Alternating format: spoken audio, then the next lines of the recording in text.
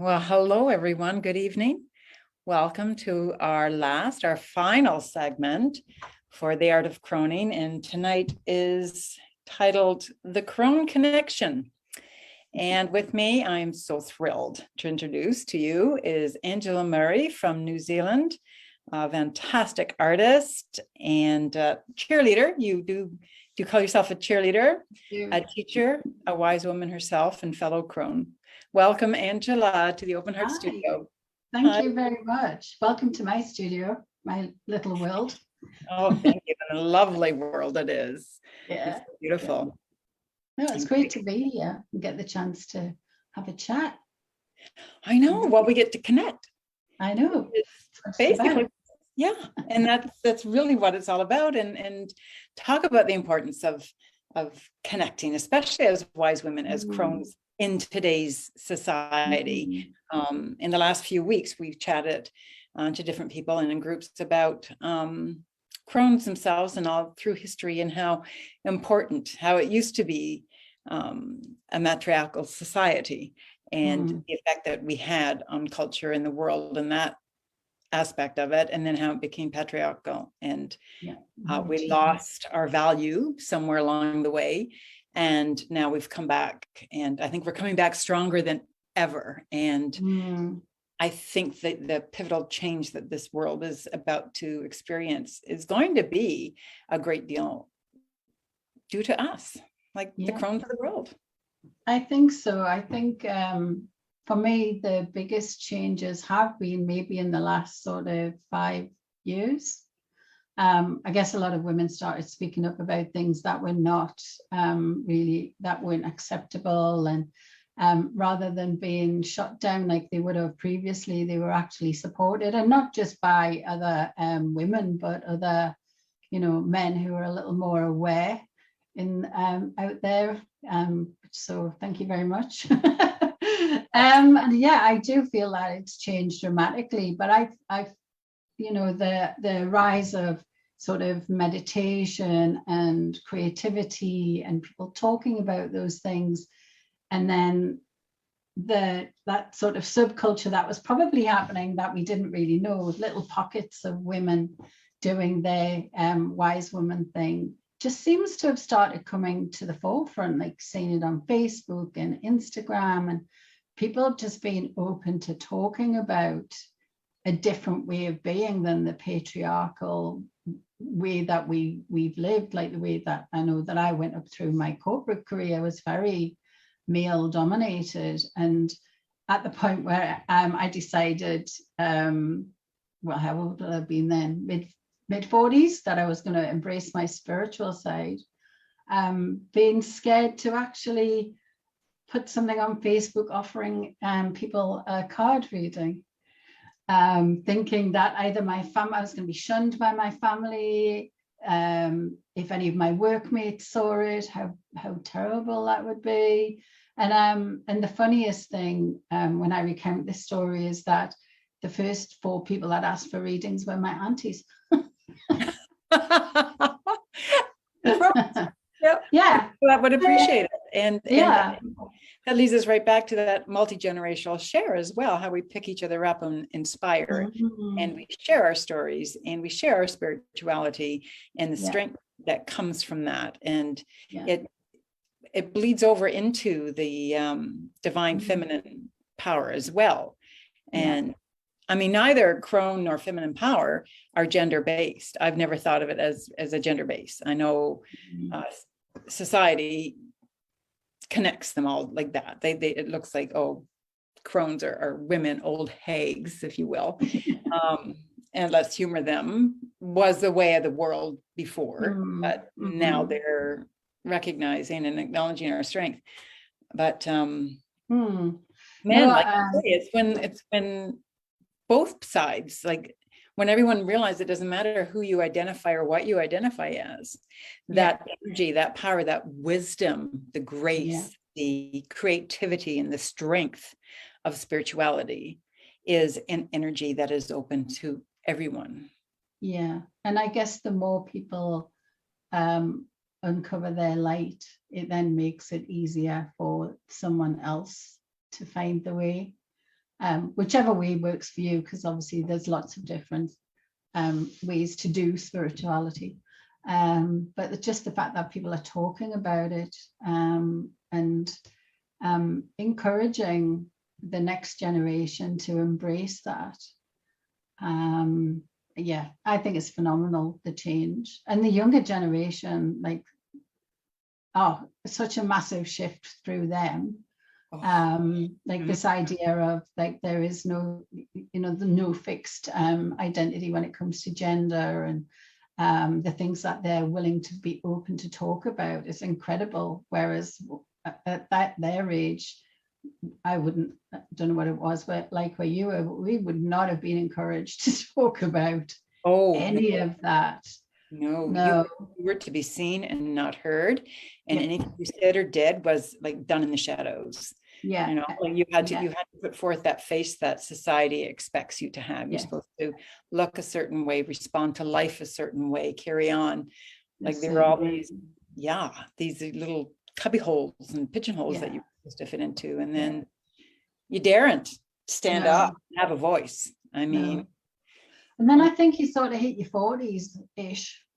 I know it's a bit of a cliche. Then you start unpacking it all. It's like taking it all off again. That's right. So everything you were putting on for all those costumes and those hats and those masks that you were wearing for so long, all of a sudden it's like, no, I haven't got time for this. I'm taking off this one. I'm taking off that one, until you finally get down to that true you. Yeah. And that's when your light starts to really shine. And so people are more attracted to you when you're just being yourself, because there's that thing of they want to feel like that. So that's really cool that you can actually do that. It's a gift for you. Being yourself is a gift for other people. It allows them to be more themselves. Yeah, and I see that a lot more in the younger women of today. And and after you've mentioned that, I was thinking of the young women that are in today's spotlight.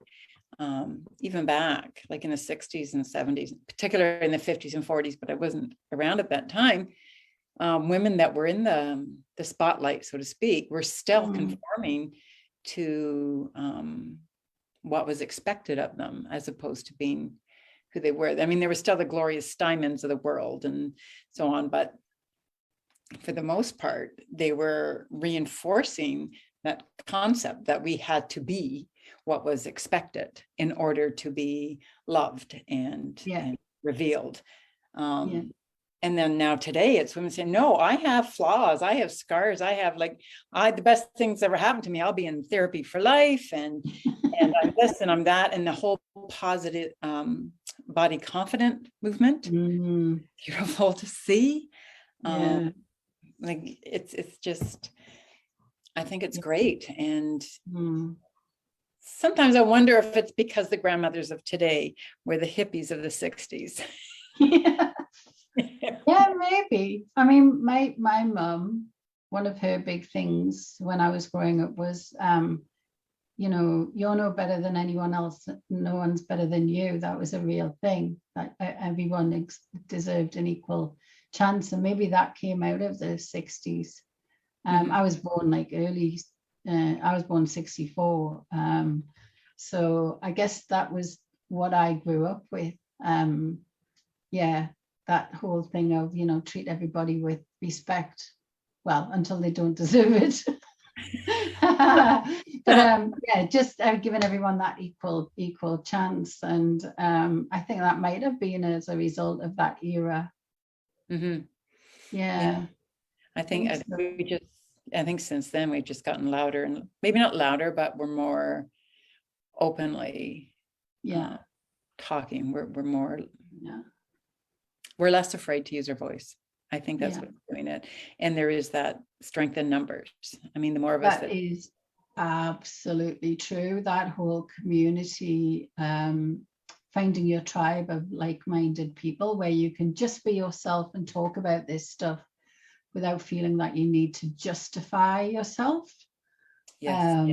Because I mean, I do a lot of sort of spiritual things myself. I'm connected in lots of different groups. I'm actually in a group called Wise Women.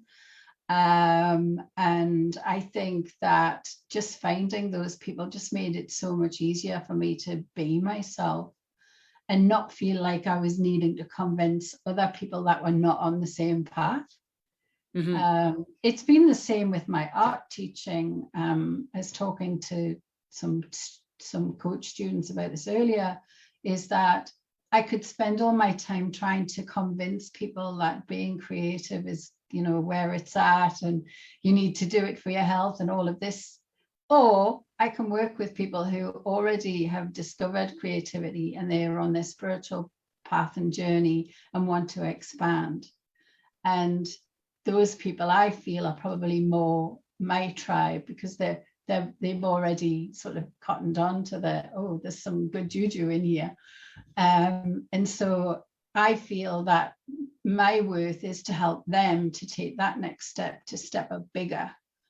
I can't do that if I'm down working with the people who still believe they can't draw and they can't paint. And that's someone else, that's another Crone's job, if you like. Someone else is taking care of that. But we all have our places that help people up the mountain. I'm not at the top of the mountain by any stretch of the imagination. Somebody's helping, you know, another woman's helping me up. And I think that's what our journey, that's what the community is about, is you all have your place in that. You can't be everything to everyone, but you can be a stepping stone for someone to help them further up. I love that, because as you were speaking, I'm thinking, I am that crone that's down there helping people discover that creative side of themselves and learn to honor that side of themselves, whether it's just a personal painting practice or creativity practice, or whether it's something that they want to take further. And right now I find myself looking for the tribe of people that have already cottoned onto it and want to expand, because I feel I just want to expand more. It's like, I don't want to say, I don't know. It's just a different, it's a different road to travel. It is. And that's really more where I'm inclined to go now. I think that's true, because for some time, I felt like I should know it. I've been doing this for some time. And it occurred to me that actually I still need to continue to learn and grow. There are others that are further on the journey of taking a different path that I would like to go down. And there's, it doesn't mean that I reject everything that I did before. I'm teaching, like I said, teaching that to those that are following, but I need to continue to grow. And so I'm looking for my other paths and just looking for the energy of, ooh, that feels good, I'm going to give that a go.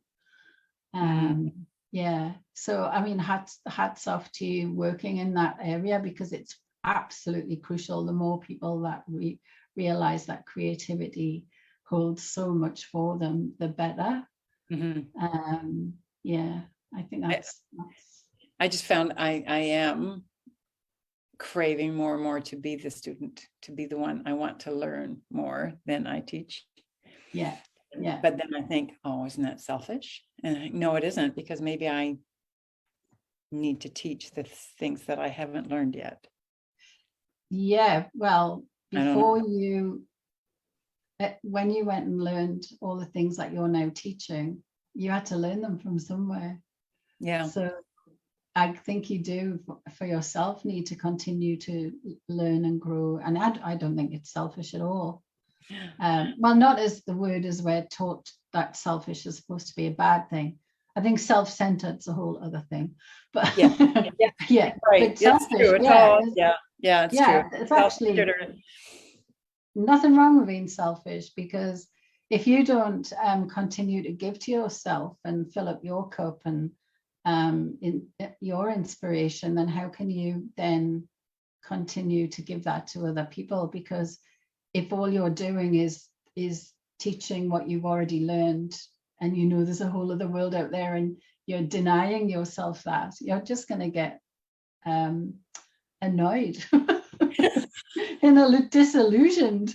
Oh no, no one likes to annoy disillusioned old crone. No, we don't want one of them. But I think that again is what this is all about. Everyone sharing with everyone else and tapping into that energy and passing that energy on. And sometimes just putting it out there and having faith that the person that needs it will actually meet up with it, you know?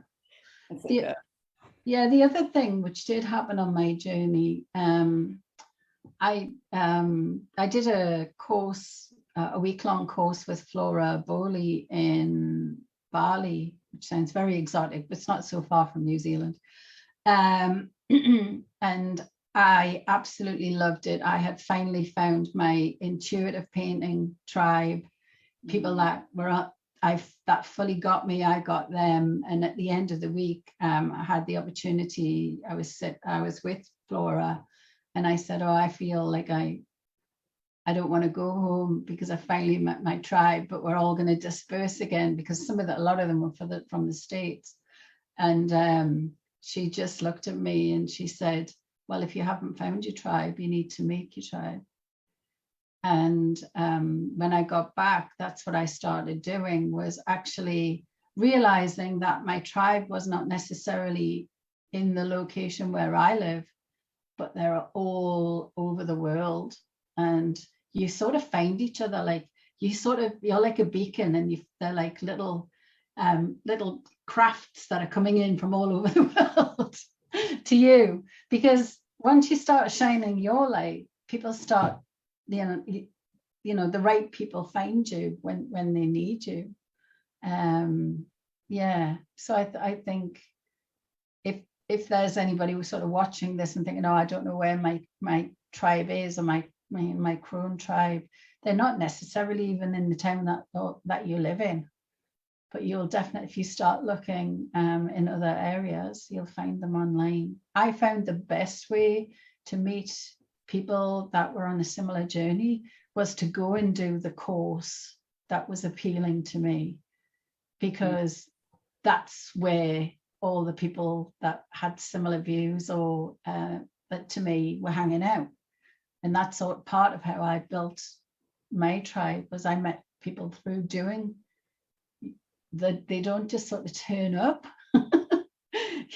You're sitting in your house hoping that someone's going to knock on the door and go, "Hi, tribe member." I heard you were looking for me. Yeah, I heard it on the ether. Yeah, not going to happen.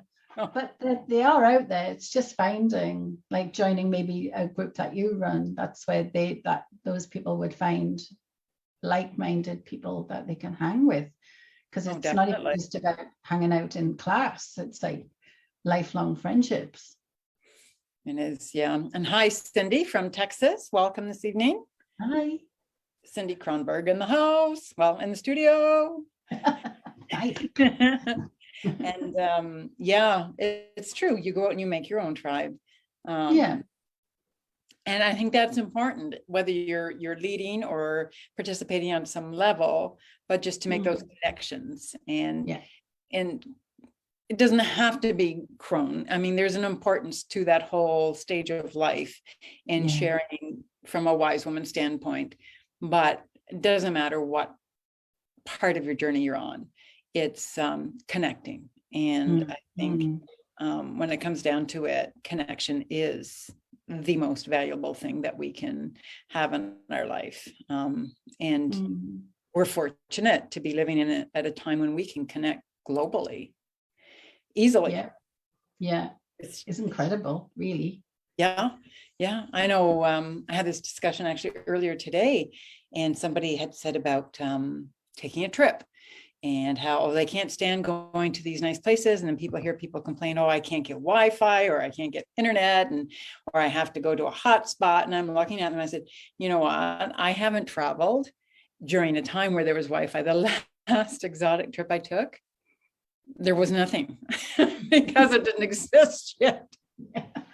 And that is just such and we're only a few years apart, and I used to travel extensively, but you just think that today it's nothing to, pick up and speak face to face with someone in New Zealand. Like you're more than halfway across the world.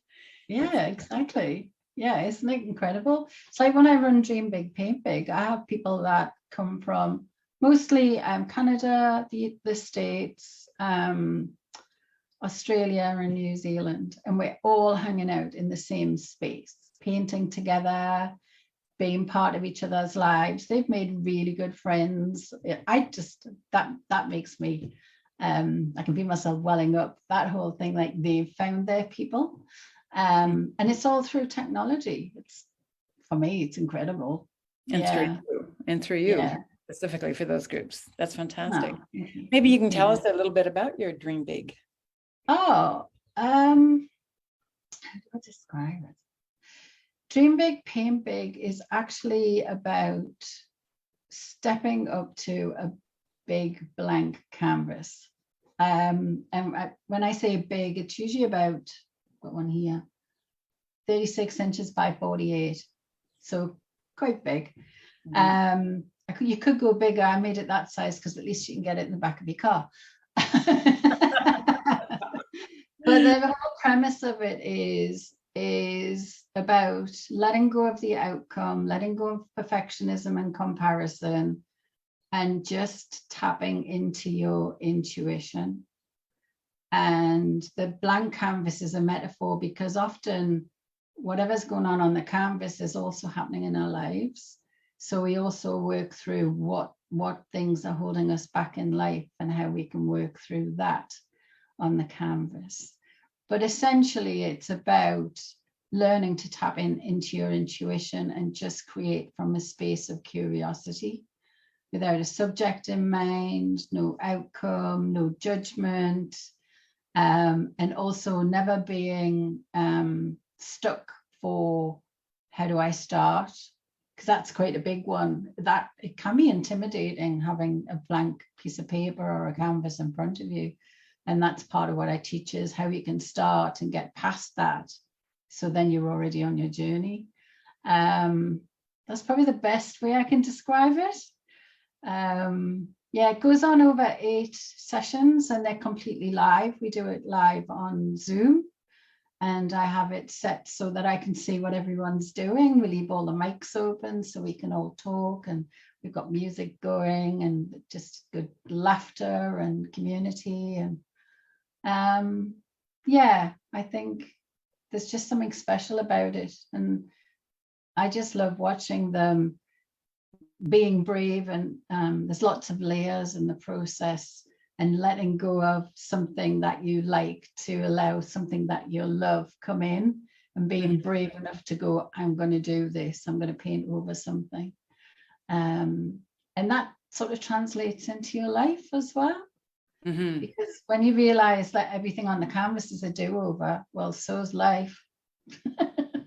That's true. It is. Yeah. That's probably one of the most important lessons I think I learned on a canvas is that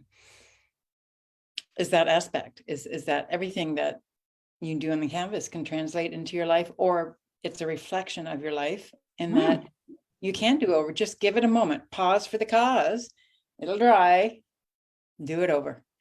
And I take that with me. I can't tell you, like every day, at least 2 or 3 times a day, that will pop in my mind, because something will be going on and think, it's okay, we can just ride this out, let it dry, and do it over. Like it's exactly. And I think as well as the realization that we're not in control of anything anyway.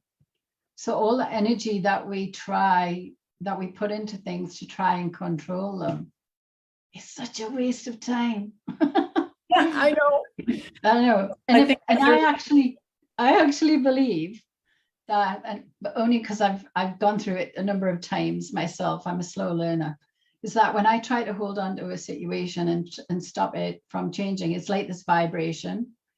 And then if I don't let go, the universe vibrates it more and more until eventually I get a health thing. It's like I get hit by the cosmic 2x4, lose a job, whatever it is. Whereas had I let go earlier, that ride would have been so much easier. If I'd just gone, it's going to play out however it's going to play out. I can't control it with the power of my mind. That's right. I love that metaphor, and I can totally see that in my life as well. things that I tried to hang on to and make them mine. Like, I will make this work for me because I want it so badly. And then something really, and the more I try that, the greater the thing that happens to tear me away from it is. Like, I mean, instead of being a little bump in the road that, oh, now I can shift my direction and draw that, thank you very much. It becomes like, oh no, I can't do this, or I can't let go, or what is the universe against me? And then I have to take a breath. I mean, yes, exactly. Not so much now in my older and in the last, I guess, few years, but as a younger person, and even just 5 years ago, something seemingly catastrophic had to happen for my life to change. But that's because I wasn't willing to move on and to be fluid. And it had to happen in order for me to go forward. And because we do, we have these massive changes through life, through circumstance, and you know, we have this big aha moment, and we're forced to do something different, like people who've had to pivot because of COVID, and as an example. And so I believe that there's the little nudges along the way that we go, no, I know this is what I'm going to be doing. No, I'm ignoring that. And it just gets louder and louder. And the big events are because you just weren't listening. And you'd probably have less big events if you actually just thought, I wonder what that nudge meant. Should I give that a go? I wonder what would have happened if the world had listened to some of our environmentalists and oh gosh, wise people, like, you know, 30, 40 years ago. Would we be in a different place, or did we need this catastrophic event to happen for us to actually shift and get back into gear and into a healthy position? And I feel better. There are some horrible things that have come from the current situation, but there are some massive societal changes. There's open appreciation for each other, like hearing people say they love each other on social media, or just families like actually wanting to spend time together. That thing of you don't know what you've got until you've lost it kind of thing. But I think this whole change of actually valuing, actually being at home with the family and not being 9 to 5 or more at work, slugging it out to bring home the money to pay the mortgage, and realizing maybe I don't need such a big house and the flash car and the holidays twice a year. Maybe what I really wanted was more time with my kids, so they'll know who I am when they're growing up. I think that has been a massive thing that's come out of it. I know for me personally, I have a job. I work for a community organization as well as my art work. And I only go in once a week now. And the rest of the time I work from home. We're all online. We're uber connected. We are more connected than we were when we were sitting next to each other in an office. And so for me, it's this whole appreciation of I'm not driving an hour each way. I'm actually playing with the dogs. I'm out in the garden. I'm making something nice for dinner. I can actually now go to a Pilates class and start looking after my body, which I couldn't do before because I was in the office or I was driving. And I think it's just made us look at life differently. Amen to that. And to appreciate ourselves and each other. And I think the pause really did give a lot of people that opportunity to take a moment away from the left side ego 9 to 5 work, where all of our energy went into what we had to do, what was expected of us, what was the logical thing to do, and spend a little more time inside our creative side, inside of ourselves, and listening. And a part of that whole family and the energy, the love. I mean, that's where the love comes from. It's not from your logical left brain. That's not where empathy and love and understanding comes from. It comes from the part of you that is creative. It comes from that divine power source. And I think it's just such a beautiful thing. And it's given so many people the opportunity to become creative. People who always thought they weren't, or that they would do something when they retired, or they didn't really have time to feed that part of their soul. And then once they did, I know a few people who have just blossomed so beautifully. And when that started to happen, all those other parts of their lives started to shine as well and bloom. Yeah. Yeah. Fully get that. That's part of what I teach. I always say to people that come to Dream Big, Paint Big, it's like, once you take the lid off this box, there is no way of stuffing creativity back in there. Because once you learn how to tap into your intuition and you've connected with source, it's going to want to keep coming through you. And so, yeah, but it also, I think once you do connect, then you're doing what you were brought here to do. And then there's that sort of deep breath out, that sort of relaxation into being more of yourself. And then that ripples to all of your family and your friends, and everything shifts. Everything. I know, and I've tried explaining this to people who are in that I'm not creative camp, and they sort of don't get it. But I think you're right. During the pandemic, a lot more people have had more time to go, oh, well, maybe I might take that online class, or I might start writing that book I've been thinking about for years, or I'm going to take up cooking. I mean, how many people started sharing banana bread recipes on Instagram? Right? Like that's so creative, right? And there you're cooking your meal. I mean, creativity is simply bringing something that did not exist before into existence. And when you've done that, it is so fulfilling. And I don't want to say it's a power rush, but in a way it is, but in a good way. You just feel this sense of power, of fulfillment, of creativity.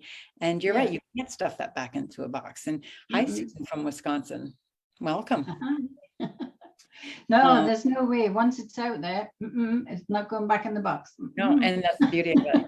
And so many times you do that. I don't think I know anyone that's ever tried to put it back in the box. No, once it's out, and so many, it's almost like this collective sigh, like, there you are, I've been looking for you all my life. You know, and we always seem to be in this gear of searching for something. What are we searching for? Searching to fill a void, or searching just something. There's so many people out there that just have this need, and it's an instinctive need to fulfill, but they don't know what. And then they take that pause for something creative, whether it's writing, painting, drawing, cooking, and suddenly it's like, oh, you were there all along.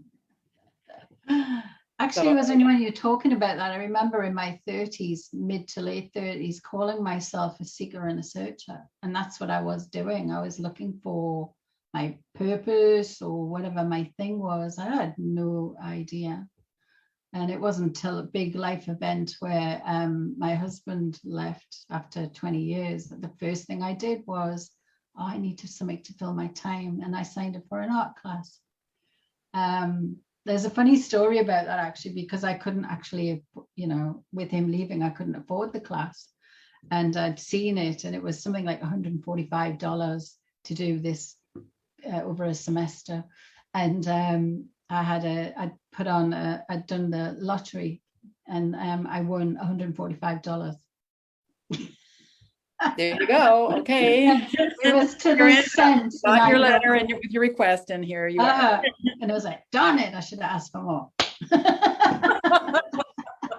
I need 2 semesters, please. I know. And that was my first realization that there was something outside of myself. This whole energy that's at work is inside you as well.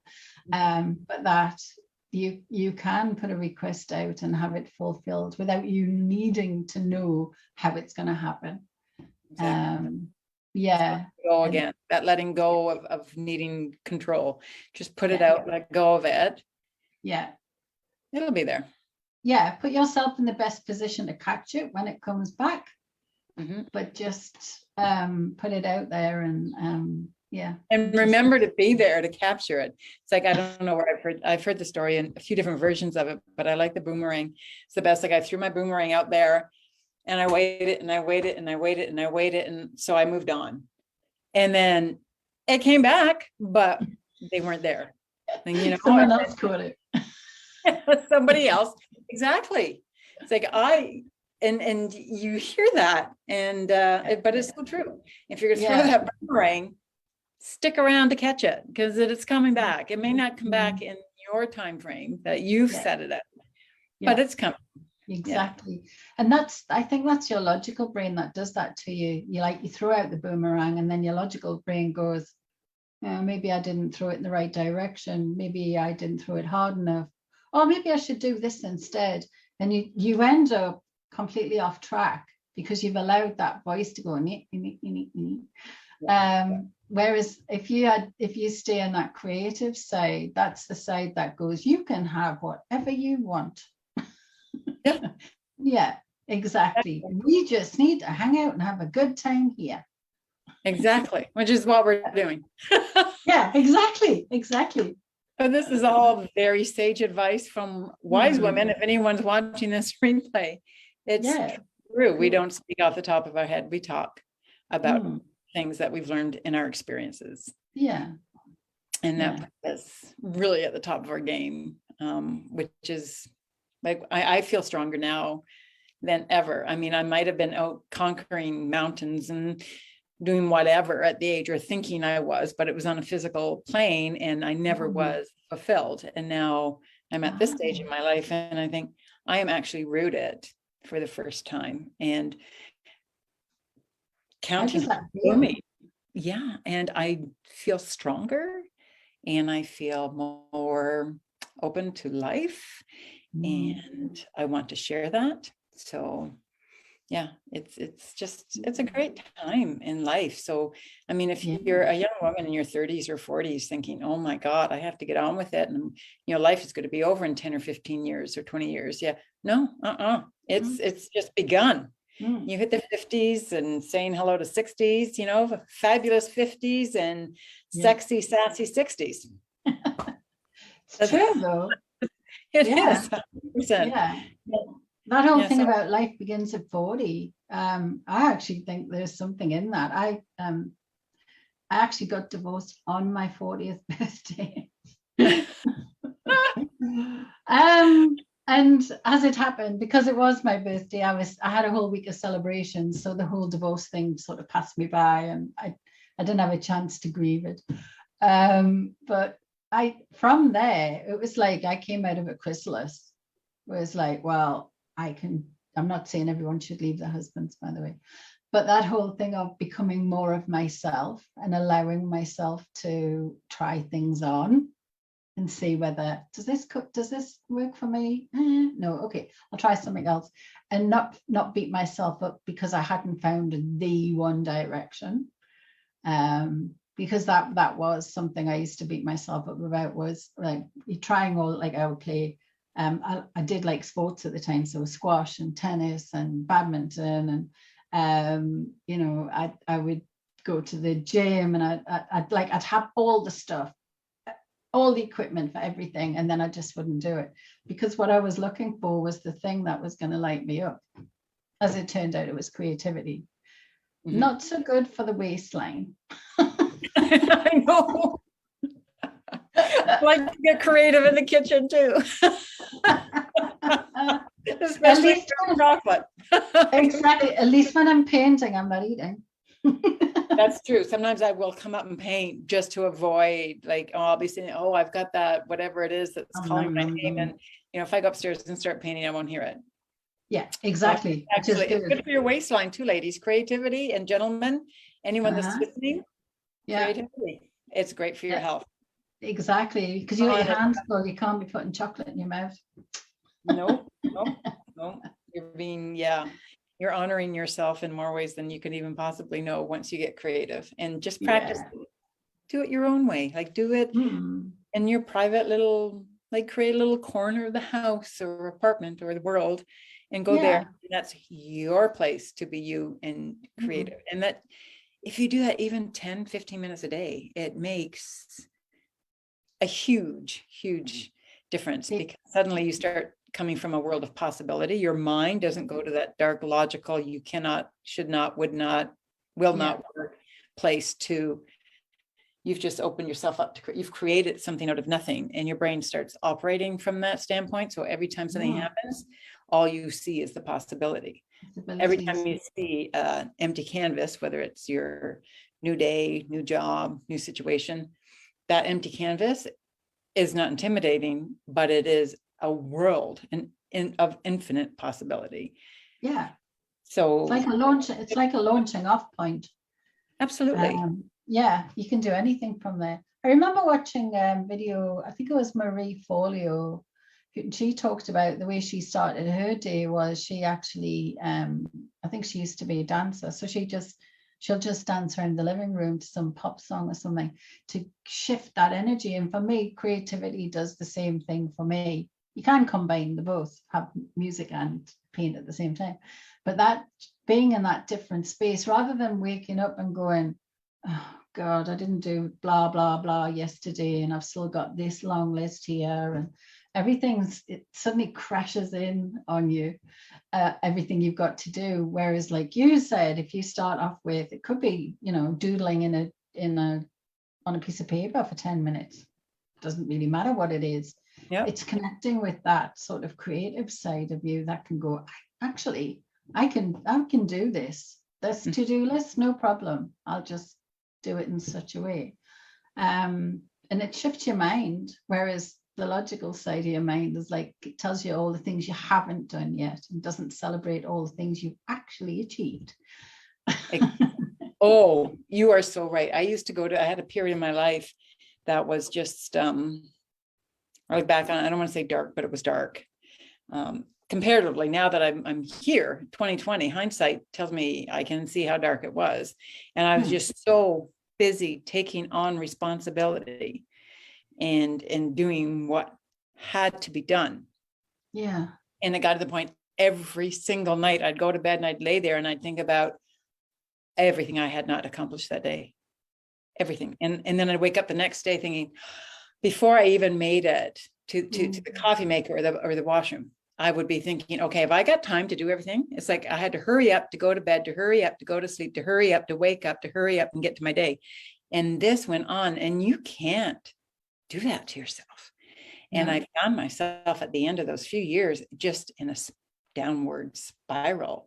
And the thing that saved me was I went back to my creativity. I went back into a box and I found my books, my journals, Julia Cameron's The Artist's Way, right? That I ran into in my 30s and had forgotten about. And then it was a reawakening. And then I just saw creativity again as a long lost love that there was no way in hell I was going to be separated from again. Because once I started acknowledging that and doing for myself from a creative aspect, I would start going to bed at night and I would make a point. I'd do the work, get out a little journal, a little piece of paper, and write down at least 3 things I was grateful I had accomplished. And it's funny, you get the one done, the second comes, and then the third, and next thing you know, you've got a list, 10 things long that you accomplished in your day, and you think, wow, I can really get a good night's sleep. And then you wake up the next day and you think, wow, everything I did yesterday, just look at what I can accomplish with the world. I think I can sing or dance before I even go to the bathroom. Wouldn't that be nice? Exactly. Yeah. Because the work's never done. There's always something else. And I guess, the work is never done. And it's just really acknowledging what we've done well. One of the things I do is I've got a little box, and beside my computer in the office, I've got these scraps of paper or like little cards. And when I get a moment of feeling gratitude or something good has happened, I'll just write it and I'll put it in the box. And for those days when I'm not feeling it and I'm struggling to see how far I've come or what I've achieved or the good in the day, I just randomly put my hand in the box and pull one out and have a look at it and go, I did that, or this was a nice comment that somebody made, or, you know, something I was grateful for that day. Because the days are made up of lots and lots of those tiny moments, but we forget them because our logical brain goes, but you haven't done this. And that big logical voice, that's the loudest voice we have. So we have to combat it with all creative, gratitude. Give it a bit of love, a bit of a stroke. Absolutely. When you're grateful, you cannot feel anything but satisfaction, fulfilled. Gratitude takes the place of a void anytime. And when you're down, that's what I say, gratitude is just the best thing you could do. Like, just be grateful over something. Pick one thing. Close your eyes, take a few breaths, reopen your eyes, and pick something. I love the color of that, whatever. I'm so happy to have that in my view at the moment. That's gratitude. It sounds so ridiculously tiny, but it's seed. It's that tiny seed that you need to then grow in your gratitude, and you start to feel accomplished. Yeah, actually, the other thing, as you were talking, I mean, if you think about the universe as a parent, and it's continually giving you gifts, and you've got a child who's never grateful, then the gifts are going to get smaller and less expensive. So if you're grateful for the small things in life, then the universe is going to continue giving you things that are in your dreams, or the things you wish for, because you're ultimately grateful for them. I love that. Yeah, it's just when you were talking, I was thinking, oh my gosh, could you imagine if you were a parent and your child was just constantly going, oh, that's a bit rubbish. That happens so much. And I'm saving that, and Jen, I'm going to use that. I still do a little bit of work with young people, with youth. And I think that's going to be woven in. Yeah, cool. I'm totally going to bring that and share it. Yeah. Thank you for that. Be grateful for the small things, and then the universe delivers the bigger ones. It's part of what I teach as well around, because Dream Big, Paint Big is all about manifesting what you want to bring into your life. So gratitude is a big part of that. So if someone's watching this or listening, how could they join up if they're interested in joining your class? I've got one starting on, I tend to run them 8 weeks in a row. It'll be Saturday your time, Sunday my time. And it's, I think if I got the date right, it's the 13th of February. So the day before Valentine's. And if they wanted to find it, my website is just angela-murray.com.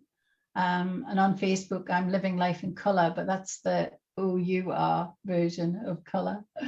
That's the version that we know, but not my cousin to the south. But if they just want to check my website out, I've got one coming up pretty soon. So I'm excited. I get to the end of the 8 weeks, and then we all go, okay, bye. And it's like, oh, because we created such a bond. And what I found happens is people then come and join the next one, and then they'll come on the next one, because it's actually creating sacred space for yourself for 8 weeks. And everything's recorded. So if you miss one, that's fine.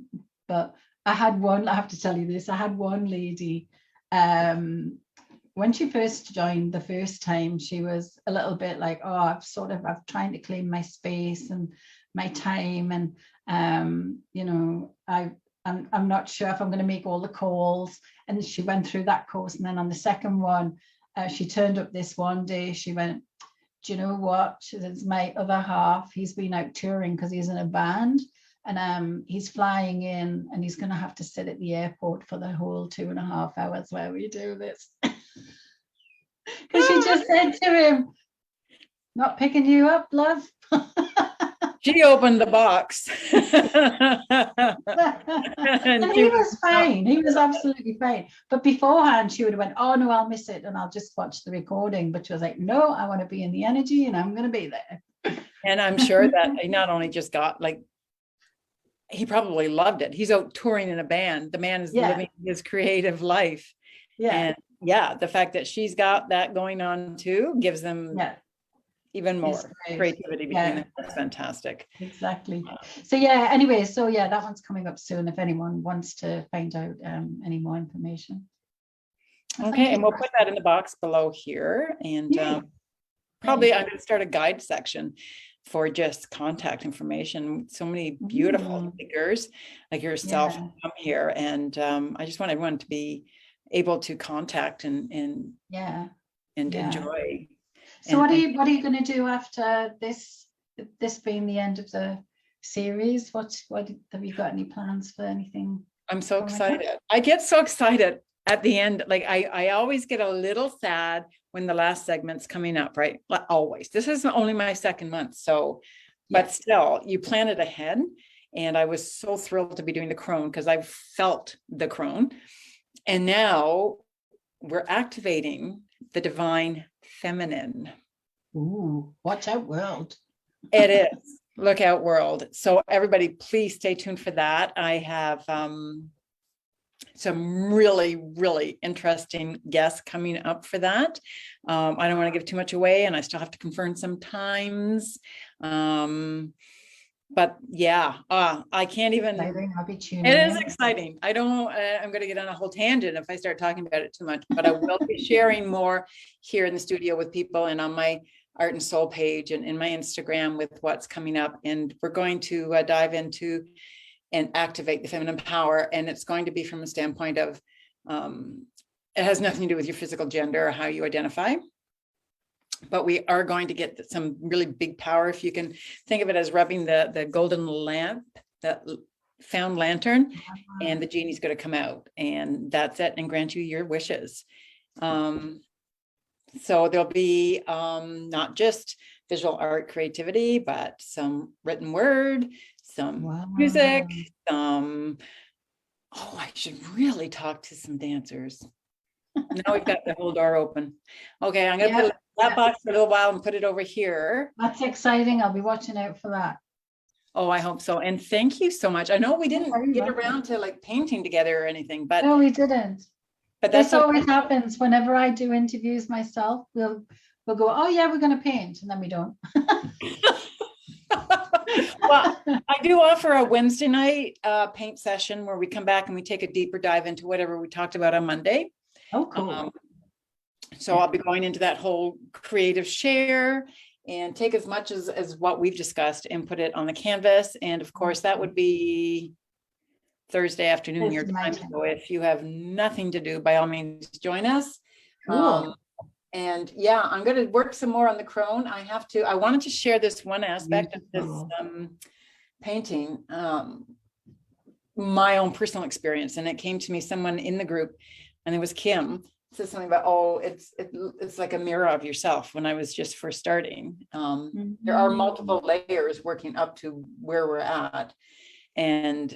But after I read that, and I started to do her face, some detail on the crone's face, and I was very cognizant of how much loving energy I was putting into her face and the light. And then as I was doing that, my own inner reflection, my reference was, what did you look at in the mirror lately? And take that and put it on the canvas. And with every stroke here, I became more gentle with myself. Oh, that's beautiful. So instead of looking at myself as an aging young Mary, I was looking at myself as this developing, beautiful crone with lines of laughter and tears and joy and love. So much. Every line in my face is just one more story to share with someone. And then I let the gratitude come in. So that's my share. Yeah. So that's what you get when you tap into your creativity. And this is what you get when you connect. So it's all about connecting, folks. Certainly is. Yes. And now I don't know if anyone has any questions over in the chat box. If anyone's watching, if you've got questions. Yes, it is great. Susan says, great crone power. Definitely. Honey, crone, it is our superpower. It definitely is. And I've got someone like tugging at my pant legs. Who have you got there? Oh, Hi. she just wants Oh, to get up and so see what's going sweet. on. And she's Oh, hurrying away. And she how says, old is "Oh." she? She looks quite young. Yeah, she's 4 months, just over 4 months. Beautiful. Oh, Yes. So I'm yeah, going to put it down now, exactly. Lucy. She just wanted to see who was talking. She loves to Yay. cheat on things. All right, Yeah. little girl. I've got two dogs. I generally have to lock them out because otherwise they want to interact and they're not quiet. Yeah, well, when I have two, but the other one is at my parents'. He's going in tomorrow for a little procedure Oh, to make sure that he and Lucy don't have any other little ones flying around here. okay, fair enough. So normally I would shut them out because together the two of them are just too rambunctious, but she Yeah. just wanted to see what was going on here. So I Thank thank you you. so much. It's Thank been really lovely to have the time to have a good chat with you. Yeah, yeah. I hope again that we get a chance to connect and create Yeah, a time like yeah, this. yeah. So thank And you, Angela. anyone who was listening or watching, I hope you got lots out of it. I don't remember anything we spoke about, so I'll be watching the replay. So will I before I open the studio and come back Wednesday. If you're doing anything at home and you want to share with us, the studio door is always open, and here your heart really does matter. I'd love to see what you're doing. Bye, Susan, and goodbye, Angela. All the best. Thank you. Talk soon. All right. See you soon. Bye.